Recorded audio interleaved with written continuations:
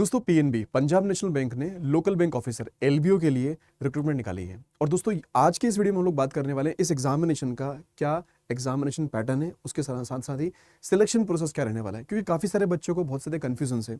तो इस वीडियो के बाद में आपके किसी तरह के कोई कन्फ्यूजन नहीं रहेंगे, लेकिन फिर भी कोई डाउट आपका बनता है तो दोस्तों इस वीडियो के बाद कमेंट बॉक्स में जरूर से बताइएगा कि किस तरह का आपका डाउट है।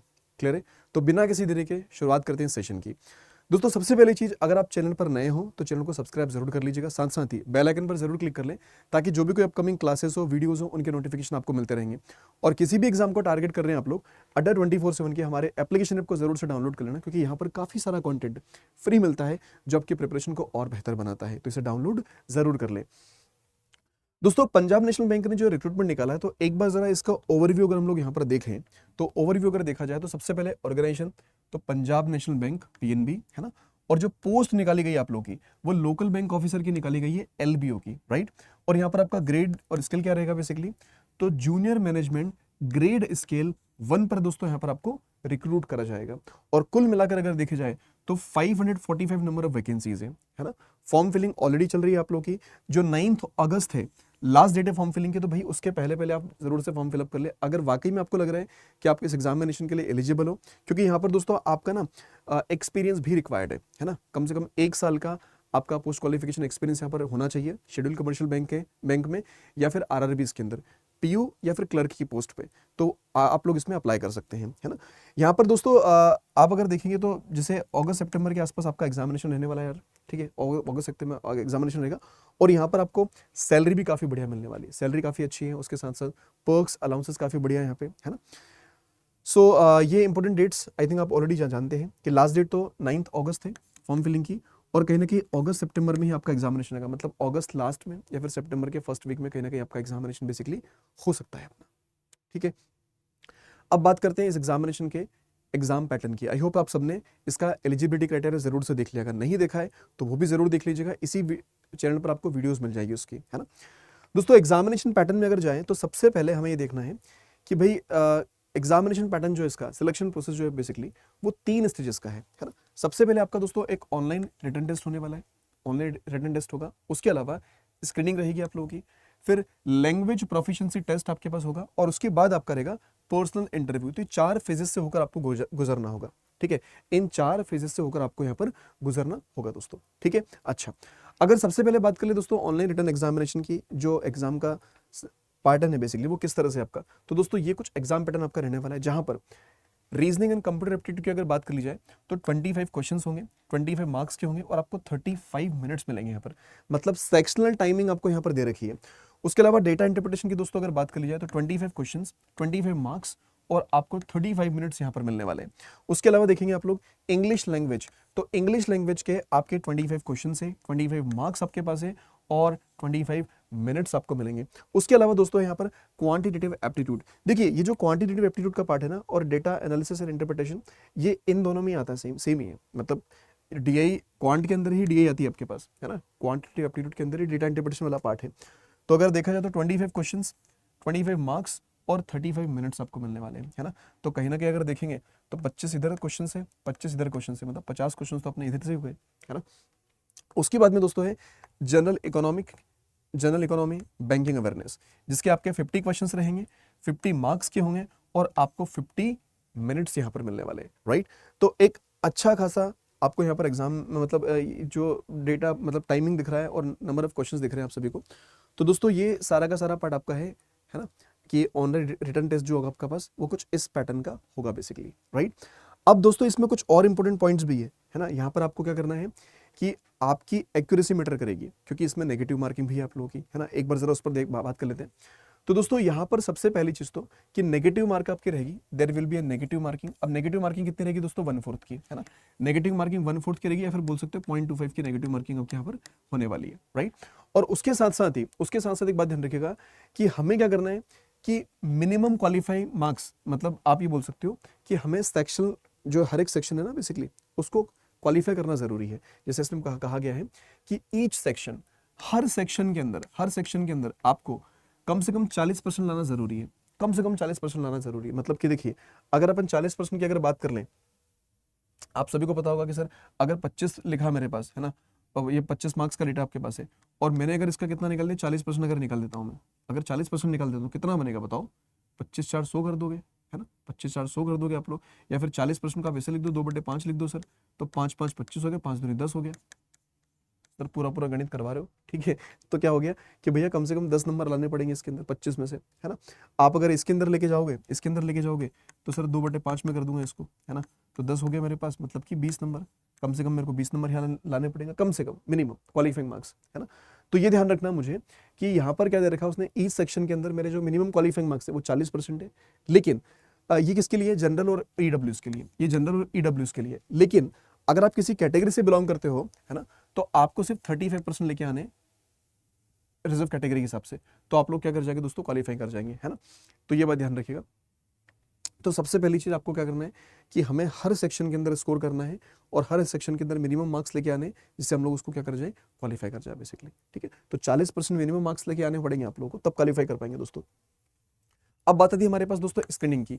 देखिए स्क्रीनिंग के अंदर क्या करा जाएगा कि online application documents submitted by the written test qualify candidates. जब आपने रिटन टेस्ट अपना क्वालिफाइड कर दिया, मतलब रिटन टेस्ट आपने क्वालिफाई कर दिया, उसके बाद जब आप लोग जितने भी आपके डॉक्यूमेंट्स वगैरह सबमिट करोगे ना, तो वो सारे के सारे दोस्तों क्या करे जाएंगे, चेक करे जाएंगे, है ना। और उसके बाद में ये क्या होगा, उसके बाद आपका लैंग्वेज प्रोफिशिएंसी टेस्ट होगा। तो लैंग्वेज प्रोफिशिएंसी टेस्ट के पहले आपके सारे के सारे डॉक्यूमेंट्स वगैरह सब कुछ चेक करा जाएगा। तो ध्यान रखिएगा कि आप किसी भी तरह के कोई गलत डॉक्यूमेंट्स ना सबमिट करना, है ना, मतलब किसी भी तरह की कोई गलत इन्फॉर्मेशन आप मत सबमिट करिएगा। फॉर्म फिलअप करो तो उसके अंदर भी सारी की सारी सही इन्फॉर्मेशन फिलअप करिएगा। जो डेटा आप लोग फिलअप करो उसके डॉक्यूमेंट्स आपके पास होना जरूरी है। अगर डॉक्यूमेंट्स नहीं होंगे तो फिर आपका मतलब रिजेक्शन भी हो सकता है बेसिकली। तो इसलिए ध्यान रखिएगा कि document verification is very important. तो हमें ध्यान रखना है कि जो स्क्रीनिंग वाला पार्ट है हम उसमें कोई भी गलत डॉक्यूमेंट्स ना सबमिट करें, है ना। तो वहां पर ऑनलाइन एप्लीकेशन वाला पार्ट और डॉक्यूमेंट ये सब चीजें आपकी देखी जाएगी बेसिकली आपके लैंग्वेज प्रोफिशिएंसी टेस्ट के पहले, ठीक है। अच्छा, उसके अलावा दोस्तों बात कर लीजिए, अगर आप मतलब ये वाला पार्ट आपने स्क्रीनिंग वाला पार्ट क्लियर कर दिया, सारी चीजें सही हैं, तो उसके बाद में आप लोगों का क्या होने वाला है, लोकल लैंग्वेज प्रोफिशिएंसी टेस्ट, ठीक है। अब लोकल लैंग्वेज प्रोफिशिएंसी टेस्ट में क्या क्या होगा कि जैसे अगर आप किसी मतलब जैसे मान लीजिए आप किसी ऐसे स्टेट से बिलोंग करते हो, मतलब उसी स्टेट में आप रहते हो, उसी से आपने 10th 12th कंप्लीट करी हुई है ना, तो फिर आपको वो करने की जरूरत नहीं है। बस आपको अपने डॉक्यूमेंट सबमिट करने पड़ेंगे कि 10th की मार्कशीट 12th की मार्कशीट कि आपने इसी स्टेट से करी है। लेकिन उसके अलावा ये है कि who have not studied the local language of the state, लेकिन अगर आपने उस स्टेट की लोकल लैंग्वेज अगर नहीं पढ़ी है ना, at subject 10th and 12th standard, so will be required to appear in local language. तो आपको लोकल लैंग्वेज प्रोफिशिएंसी टेस्ट जो होगा इसके अंदर आपको अपीयर्ड होना पड़ेगा, राइट। यहाँ पर आपको अपीयर्ड होना पड़ेगा बेसिकली, ठीक है।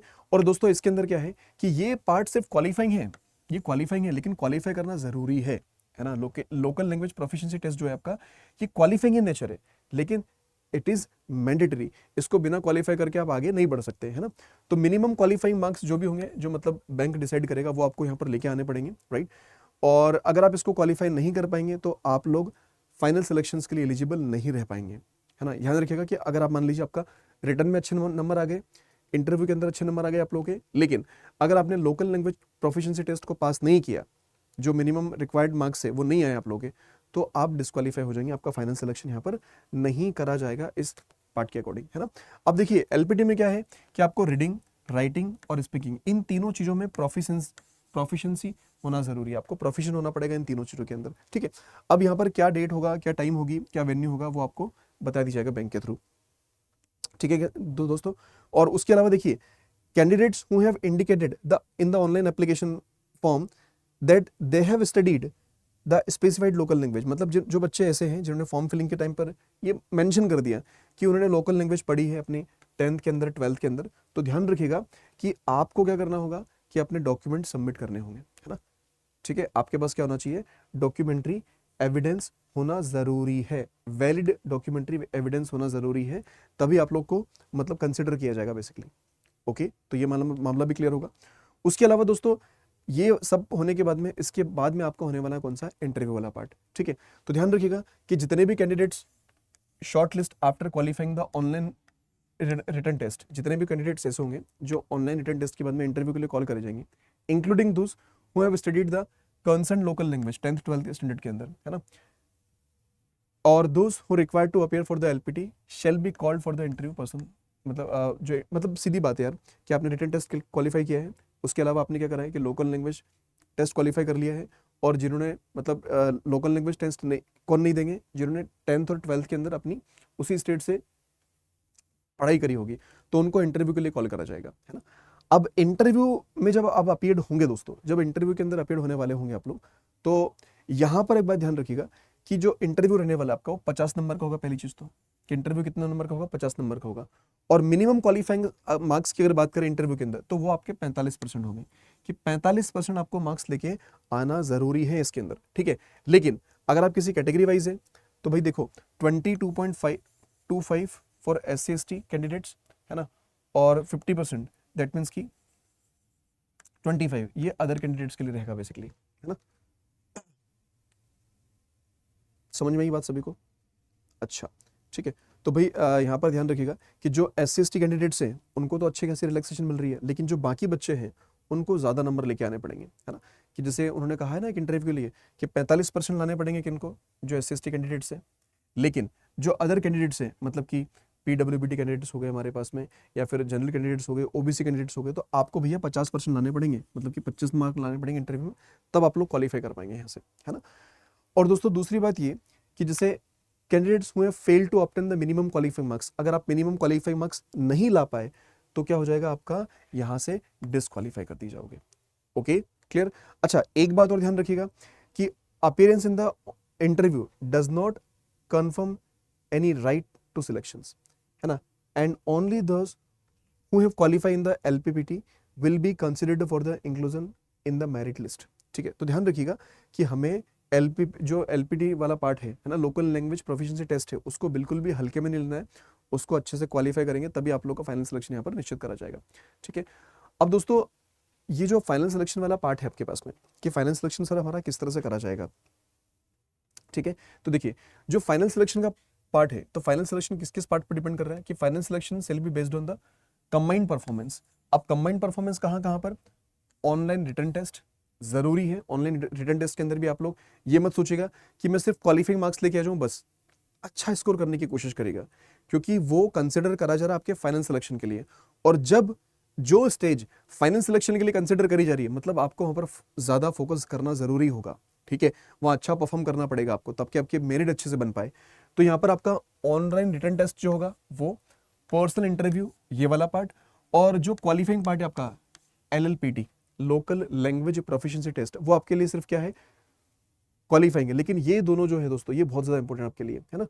अब इसके अलावा देखिए क्या होता है कि जब आप लोग इसको क्वालिफाई कर जाएंगे, है ना, तो कई बार क्या होता है कि बहुत सारे बच्चे ऐसे होते हैं जिनके सेम मार्क्स आ जाते हैं। तो जब सेम मार्क्स आएंगे ना, तो फिर वहां पर क्या करेंगे वो लोग, एज को प्रेफरेंस दीजिएंगे, मतलब जिसकी एज ज्यादा होगी उसको मेरिट में ऊपर कर दिया जाएगा, जिसकी एज कम होगी उसको नीचे कर दिया जाएगा, है ना। तो ये आपका दोस्तों एक सिंपल सा मतलब सिलेक्शन प्रोसेस है ना, एग्जामिनेशन पैटर्न है पूरा का पूरा। आई होप कि सभी बच्चों को सारी की सारी बातें क्लियर होगी पूरी तरह से, है ना, ठीक है। अब बात आती है हमारे पास किसकी प्रिपरेशन को लेकर। तो देखो प्रिपरेशन बिल्कुल कर सकते हो अभी आप लोग अगर चाहो तो, पर ध्यान रखिएगा दोस्तों कि मेहनत आपको ज्यादा करना पड़ेगी, है ना, मेहनत आपको ज्यादा करना पड़ेगी, क्योंकि जिस हिसाब से टाइम बचा हमारे पास में, क्योंकि जो डेट मेंशन करी गई है, सॉरी डेट तो मेंशन नहीं करी है, मतलब टाइम जो मेंशन करा है कि भाई सितंबर अगस्त या फिर सितंबर में एग्जामिनेशन हो सकता है, तो सितंबर का पहला वीक या फिर मतलब सितंबर का हो सकता है कि पहला संडे बोल सकते हो आप लोग, और अगस्त का लास्ट संडे बोल सकते हो, तो एग्जामिनेशन हो सकता है अपना, मे बी पॉसिबल, है ना। तो ये तो एग्जामिनेशन पैटर्न की बात हो गई। अब बात आती है हमारी प्रिपरेशन को लेकर। तो दोस्तों अगर आप लोग अड्डा 24/7 के साथ प्रिपरेशन करना चाहते हैं, है ना, खैर ये तो हम लोगों ने ऑलरेडी बता दिया है। हाँ, ये तो छोटी सी बात थी कि मतलब जो आपका लोकल लैंग्वेज प्रोफिशिएंसी टेस्ट है और पर्सनल इंटरव्यू है ना, may be conducted on consecutive days, वो कॉन्जिक्यूटिव डेज के अंदर कंडक्ट किए जा सकते हैं, है ना, ये तो ठीक है। तो दोस्तों प्रिपरेशन के लिए आप लोग क्या कर सकते हैं, या तो सेल्फ कर रहे हो तो बहुत अच्छी बात है, अदरवाइज आप लोग अड्डा 24/7 के साथ जुड़कर अपनी प्रिपरेशन की जर्नी स्टार्ट कर सकते हैं। अड्डा 24/7 के साथ अगर जुड़ते हैं दोस्तों, तो आपके लिए एक स्पेशल बैच हम लोगों ने प्लान कर रखा है, जो कि 31 जुलाई से अपना स्टार्ट हो जाएगा, ठीक है। तो इस बैच में आप जुड़कर अपनी प्रिपरेशन स्टार्ट कर सकते हैं। सारे के सारे जितने भी फैकल्टी मेंबर्स आपको नजर आ रहे हैं, सारी फैकल्टी मेंबर्स एक्सपीरियंस्ड है यहाँ पे, है ना। तो आप इनके साथ जुड़कर अपनी प्रिपरेशन स्टार्ट कर सकते हो। इस बैच में एनरोलमेंट के लिए आपको इस रेफरल कोड का यूज करना होगा टू गेट मैक्सिमम डिस्काउंट्स। अब इस बैच में आपको किस तरह से एनरोल करना है, 1 मिनट वो जरा हम लोग देख लेते हैं। तो दोस्तों, आप लोग सबसे पहले तो क्या करें कि अपने अड्डा 24/7 की ऑफिशियल वेबसाइट पर विजिट करिए। पहली लिंक पर क्लिक कीजिए, ऑल कोर्सेज में जाइए, लेफ्ट हैंड साइड पे देखिए रेगुलेटरी बॉडीज इन एसओ, इस वाले पार्ट पर क्लिक कर लीजिए। अब यहाँ पर कई सारे एग्जाम्स आपको दिख जाएंगे, इसी में आपको देखना है क्या, पीएनबी। तो दोस्तों पीएनबी कहाँ नजर आ रहा है, ये रहा सर पीएनबी एसओ। तो पीएनबी एसओ वाले पार्ट पर क्लिक करना है ना। अच्छा ये नहीं आया, 1 मिनट, पीएनबी एसओ, ये क्या हो रहा है, शायद थोड़ा सा ग्लिच आ रहा है, तो आप नीचे आ जाइएगा, रेगुलेटरी बॉडीज है ना, और यहाँ पर आपको पीएनबीएसओ नजर जाएगा, ये रहा पीएनबीएसओ, आप ऐसे देख ले उसको। तो दोस्तों ये दिख जाएगा आपको बैच यहाँ पे, है ना, लोकल बैंक ऑफिसर का बैच आप लोगों का, आप इसमें इनरोल कर सकते हो।